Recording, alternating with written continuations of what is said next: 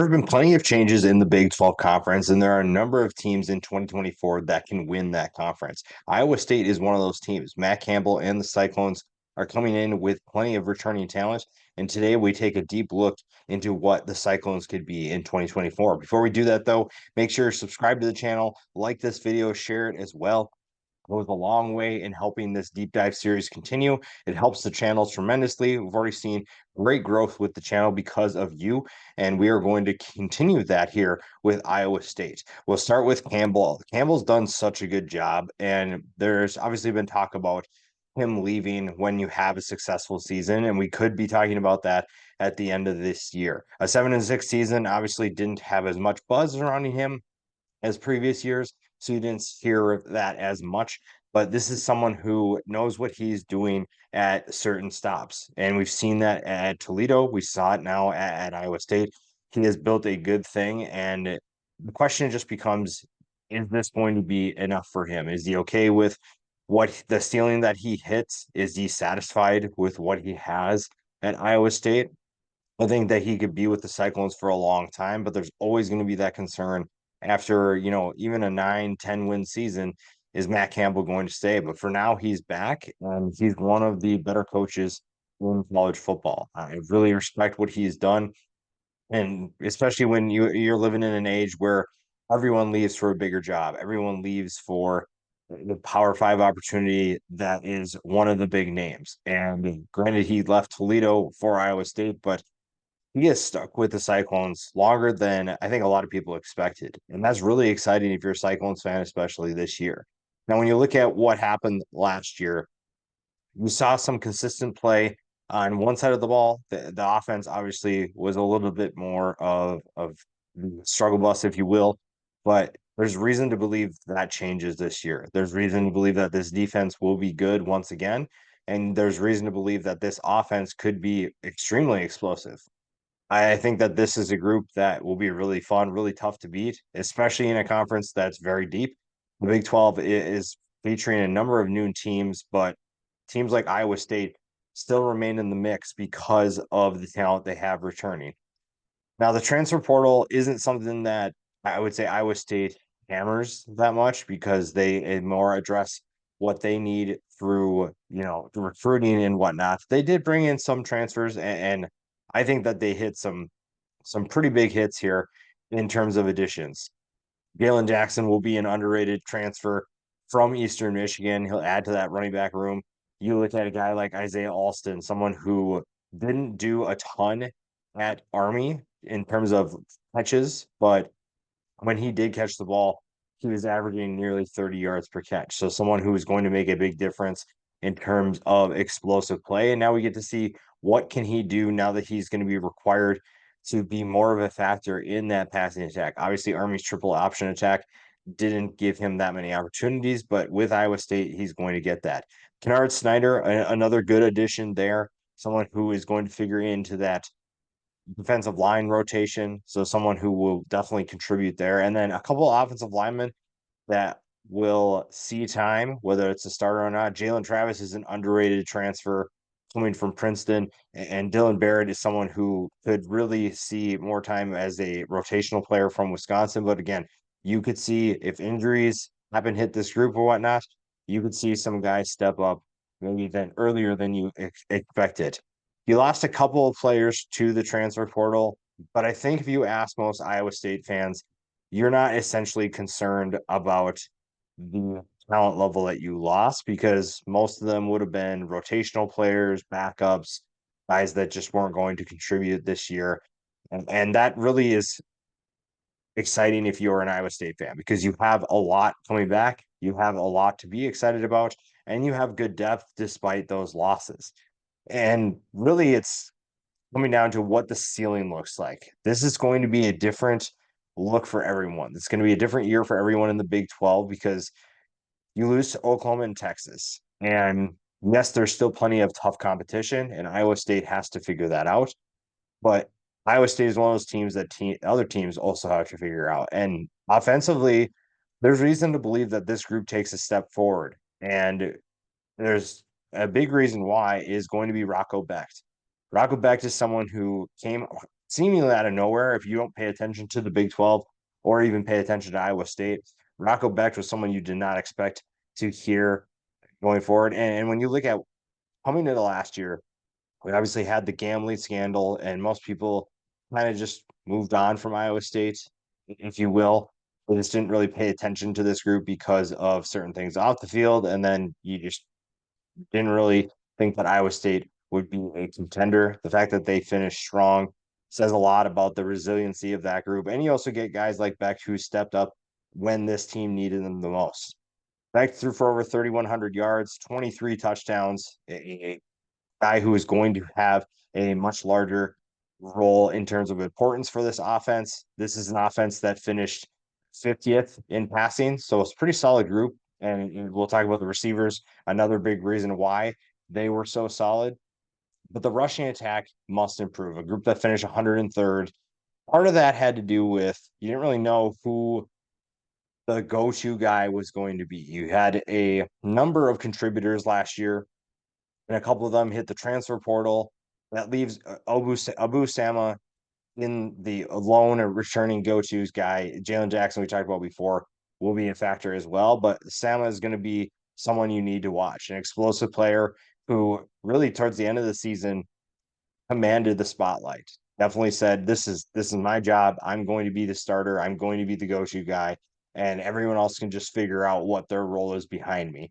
That's really exciting for Iowa State. Now, his numbers for the season for the casual fan may not indicate anything special, but he is someone who can be an explosive player and someone who is going to help this rushing attack tremendously. Jalen Jackson was a underrated and very undersized at 5'6", 168 pounds addition to this rushing attack. He is someone who could be a good backup option. If not, Dylan Lee, who was a freshman, the staff really likes what he's capable of doing. They expect big things from him early in his career. And if you can't find depth behind Sama, then you're going to turn to guys like Dylan Lee to get the job done. If Beck goes down, JJ Cole has plenty of talent. This is about as good a position at quarterback and running back that we've seen in a little bit of time here for Iowa State in terms of potential. I think that this group has very high ceilings. It's just a matter of putting it all together. Obviously, you saw what Beck could do. We see what Sam is capable of. And from there, it's just on the depth pieces to see how high this group can rise. Now, we talked about the passing attack as well. And Beck obviously plays a huge role in that. But these wide receivers could be some of the best in college football when it's all said and done. When you're looking at the 2024 season, Jaden Higgins is a big body receiver, 6'4", 210 pounds, a former transfer himself from Eastern Kentucky. You're looking at what he did last year, almost had 1,000 yards, 983 and 6 touchdowns. He will play a huge role in this passing attack. We also talked about Isaiah Alston's addition to this passing attack. Isaiah Alston is someone who you see the excitement in his numbers despite limited production or despite limited targets. Can you do that on a larger scale? Can you scale that up? Because you're not going to average 30 yards per catch because this is not the triple option. Teams aren't selling out to stop the run, and you're also going to face tougher competition. But at 6'4", 195 pounds, he gives them another big weapon, a big target for Beck to hit downfield, and that's huge. If anybody benefits from having Alston and Higgins, it's Jalen Noel, someone who won't have to do as much deep downfield because Higgins and Alston will be taking care of most of that attention. Noel can do his work in short to intermediate, if you will. You can still take guys deep, but he can do work against mismatches underneath. It's 820 yards and 7 touchdowns for him. A solid frame at 5'10", 200 pounds. So someone who is very tough to tackle when he gets the football in his hands.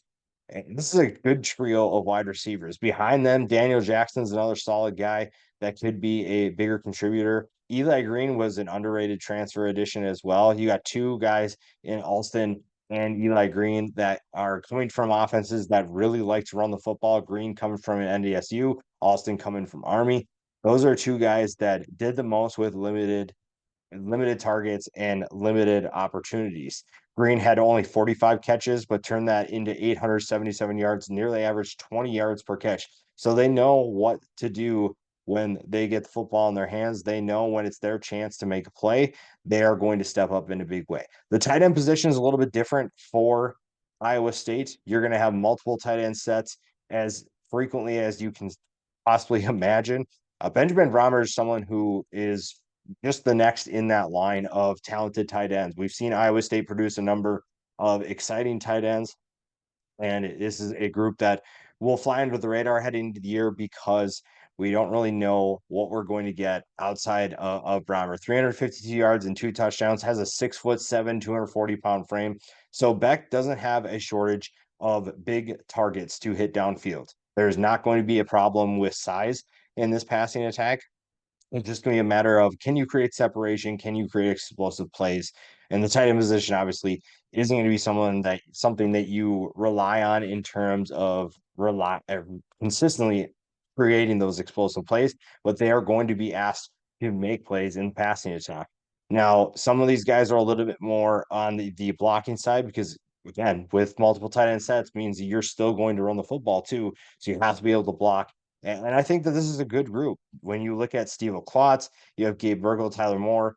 Those are guys that will maybe are a little bit better in the blocking department, but also don't sleep on them when it comes time to making a play downfield. With everybody, I think that the wide receivers will command a lot of attention. That's going to leave the tight ends against linebackers that maybe are overwhelmed and not ready for that opportunity. And that's where those guys will thrive. Again, this offense could take a step forward with the skill position talent they have returning, and also with the offensive line that they have back. This is a really talented group, an experienced group, and you add in a transfer like Jalen Travis, and that's going to get things going even faster. Jalen Travis is someone who comes in 6'9", 315 pounds. There might not be a taller set of tackles in college football in someone's starting lineup than Iowa State's. Jalen Travis comes in at 6'9", 315. Tyler Miller, 6'9", 335 pounds. So two big guys, two staples, anchors, if you will, on the edge. And that's huge, especially with Rocco Beck coming back. He's getting more comfortable, and the returning talent on this offensive line will be a huge factor as to why this group takes a step forward. You also have Gerard Hufford coming back, someone who was a potential all-conference player heading into 2024, Jim Boniface and Brendan Black as well. Those are your starters. Again, multiple years of experience for a lot of these guys, multiple starts at every single position. So you're looking at a talented and experienced group that will make a big time impact. And again, if we're talking about a group that needs to take a step forward is the offense, you have the right pieces in place to make that happen. You also have good depth pieces behind this offensive line or the starting lineup here. James Neal has 13 starts under his belt. We talked about Dylan Bear before the Wisconsin transfer, has some experience, and you have a number of other players that could step up as well. Maybe guys that will be seen more playing time than they experienced in the past. I think that you have a number of players. Evan Ladwig is one of those guys. Dalen Hazard is another one. Those are guys that could be bigger contributors, I should say, than they were in 2023. And maybe not, because you have experienced players and the starting lineup, which means that it's going to be tough to take those spots. It's not that they're going to be available unless someone gets hurt, someone gets tired, that kind of stuff. So if you're Iowa State, you feel like you're in good hands and you don't have too many concerns other than what is that ceiling going to be, or even just can you raise that floor? You have the right pieces in place, and there's really not a reason why this group shouldn't take a step forward in this season. There's so much talent, there's so much experience, and now you just have to find a way to take that step forward. Like I said, the defense is not in that same boat, but they also need to. I think that they still need to improve. There are some areas where they need to improve. They need to get better, and they have, again, just like the offense, plenty of experience, plenty of talent to do so. We start with the defensive line, and man, this group has options. That's one really good way to say it. They're probably not even the deepest group, but we're going to talk about quite a few players today. Tyler Anyenda is probably the one everyone has their eyes on. 6'4", 295 pounds, going to play on the edge, could slide in to tackle as well. This is a really fun scheme. I really like this system because John Heacock's one of the more underrated defensive coordinators in college football, and his defense has changed what even guys like Brent Venables do. He has changed how college football views playing defense. And this is a very interesting group because there's so much talent, and their signal caller is going to lead them in the right direction. The defensive line, whether that's they have three guys, whether they have four guys, they're going to switch things up, and they have players that can move around, but they also have a ton of depth. So Dominique Orange and J.R. Singleton will be the interior guys, if you will, and they have good experience as well. They are players who are looking to, Singleton and Oyendem are honorable mention all conference players according to College Football Network. So they're guys who are already on people's radar and they're ready to take another step. Joey Peterson is another good player who had 7 tackles for loss, 2.5 sacks last year. Someone who's going to play that Leo position. That I really one of the things I love about defense is that every defense has their own little hybrid role. And I love the names they come up for it because Iowa State will have a couple of those, and they just run such a unique team that they're just so fun to watch. And then you throw on the top of that, they have a number of players, and honestly, you could put almost their entire roster in this category of just super underrated players that don't get the love they deserve. Joey Peterson is one of them. Tyler Yendo is probably going to be another one. Even guys behind them. Trent Jones the second is someone who could have a big role in this defense. It's just a matter of how much time he's going to get on the field. That's going to be the biggest question for a lot of these players. How many reps are you going to get, and what do you do with that opportunity? Bernard Snyder, we talked about him, a ULM transfer, 60 tackles last year, 14 and a half tackles for loss. Probably going to play more of that Leo position, that hybrid role of linebacker, defensive end, moving around the field, that kind of stuff. But this is a group with plenty of talent and plenty of depth behind them. So it's not a question of can they improve? Can they do what they did last year and even get better? It's a matter of how much do they get better? How much do they improve? And what should we expect from this group in 2024? The quick answer is we should expect really good things despite the players that they lost. Again, you don't lose a ton of talent, but you lose some, and that has to be replaced. And the defensive line appeared to be in good hands. Linebacker is going to be the same. This is a group that has been really fun to watch over the last handful of years. You go back to even recent memory, the Mike Rose days. Those were really fun to watch. And the linebackers this year should be just as exciting. Caleb Bacon is back after a third team all conference selection, 60 tackles, 6.5 tackles for loss, 3 sacks.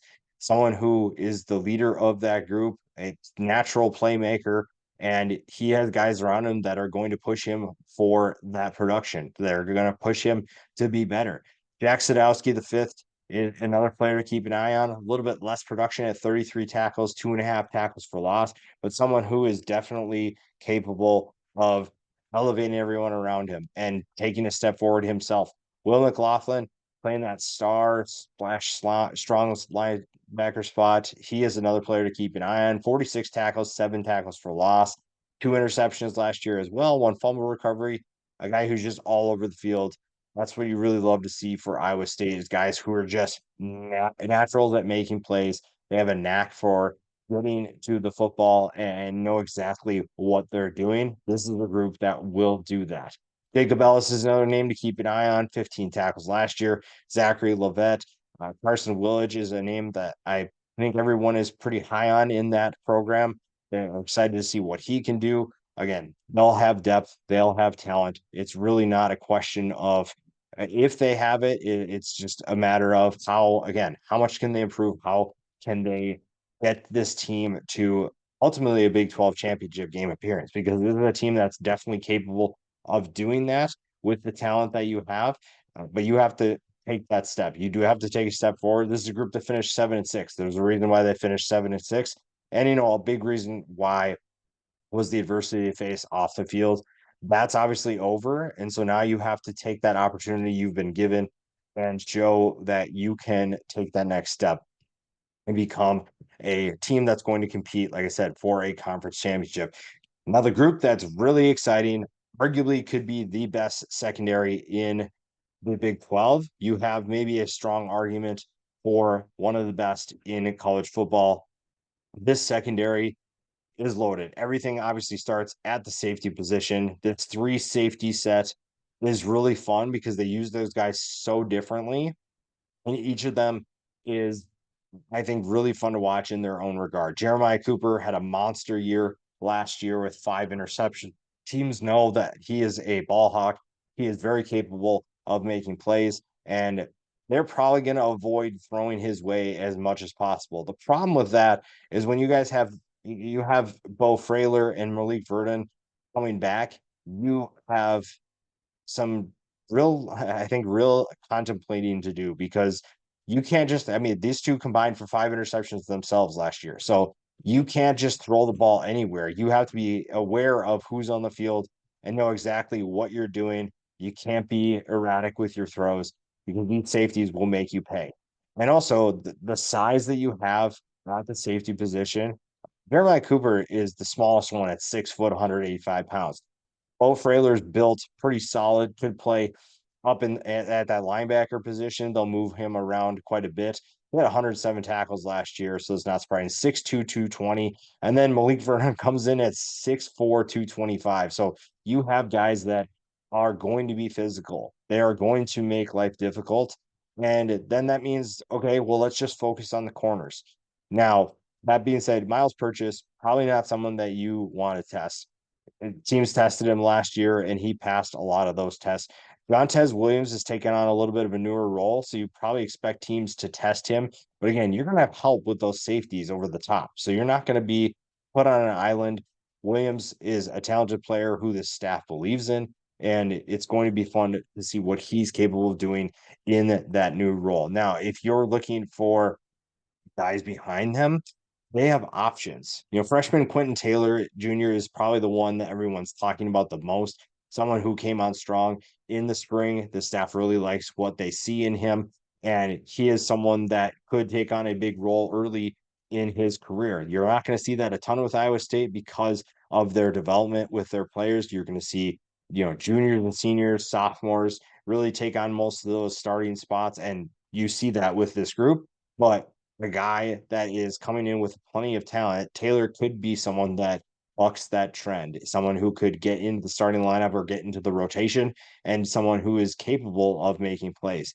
You have a number of other players that maybe don't have a ton of experience, but have enough experience to know what this staff expects and knows what to do to get this team to that next level.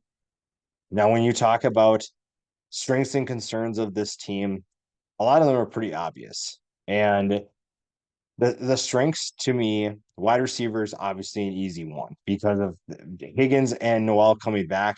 The addition of Alston was obviously huge. You could say maybe the depth behind them could be a concern, but I also see the talent, so I wouldn't be super concerned if I'm an Iowa State fan. Linebacker to me is loaded as well. I just think that this defense is so good. The defensive line, you could even put up there in terms of, that starting group is so good. Maybe some questions about the, I don't know, the group behind them, if you will, but not really a super big concern for that defense. The secondary, that's pretty obvious. We just went in depth about them. Running back depth is a little bit concerning just because behind Sama, Jalen Jackson obviously is not the biggest back. And then after that, you're relying on a freshman. That could be a concern. Expectations are probably the biggest concern because I think a lot of people expect, and we've seen this before with Iowa State, you have a lot of returning talent. You have plenty of returning starters.